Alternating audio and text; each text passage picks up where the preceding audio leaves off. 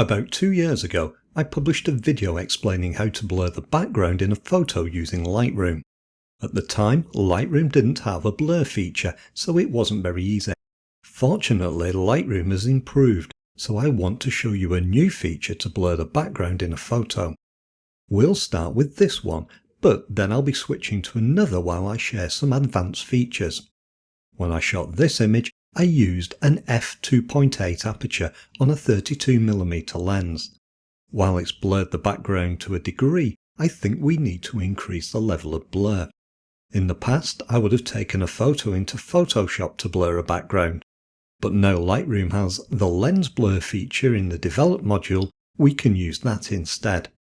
All I need to do is click this Apply option. Lightroom then analyzes the image to work out how far from the camera each area is. It then selects the main subject and blurs the rest of the image, which it considers to be the background. What's impressive is that it doesn't just blindly apply the same level of blur everywhere. It uses a depth map. We'll be coming back to this in a moment because it's very important. Now, we can control the level of blur using this slider. Moving it left reduces the blur and right increases it. If I hide the blurring by clicking the eye icon, you can see that it does in fact look very effective and the blur looks natural. It seems to work well with photos like this one, which already has a background blur and a sharp in-focus subject. I think this is what helps Lightroom create the depth map, and it can help it understand what to blur and by how much. If you want to see the depth map, you can click the Visualize Depth option. The areas closest to the camera are now shown in yellow. As they get further away from the camera, they become darker and eventually turn purple.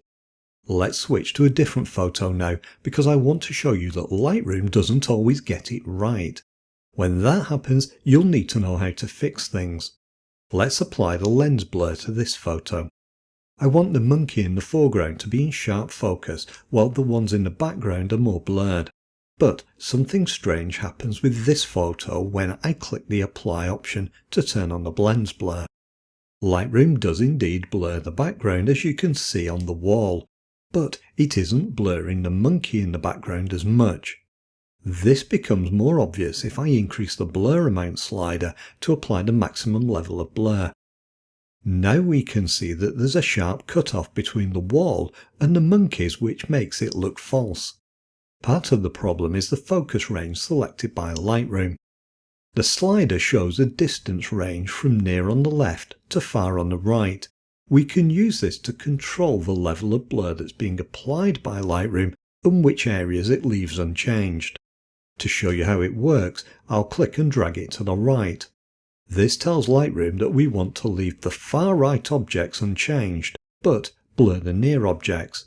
That's why we now see the foreground monkey blurred, but there's no change to the background. Let's move it back now because I want to highlight something else in the focus range control. Notice these bumps. This is like a histogram, but instead of representing how bright the pixels are, it represents how far objects are from the camera. The bumps we see on the left represent the monkey on the post. Now look at the width of the focus range. It's far too wide for the area that we want to keep in focus, so it's affecting the background. Let's change it though to see if it can improve the level of background blur. You can do this by clicking and dragging the end of the focus range marker.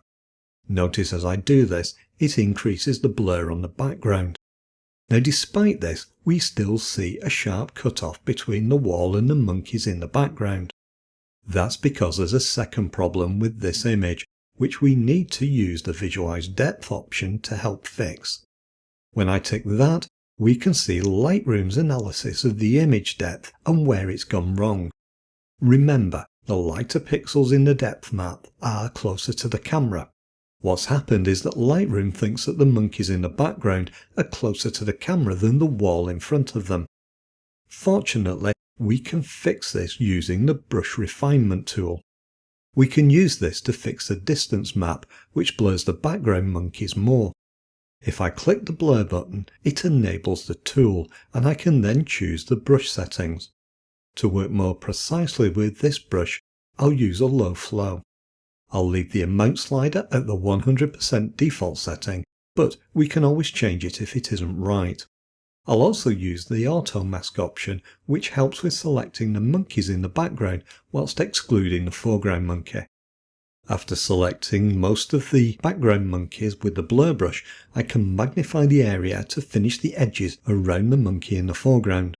To do this, I'll set a high feather radius, which softens the edge of the selection. Hopefully this will make it appear more natural. After that, the result is much better, but Lightroom still thinks the wall on the left is further away than the monkeys that are behind it. To fix that, I'll use the focus brush on the wall. I'm going to set this to a low amount of around 20%.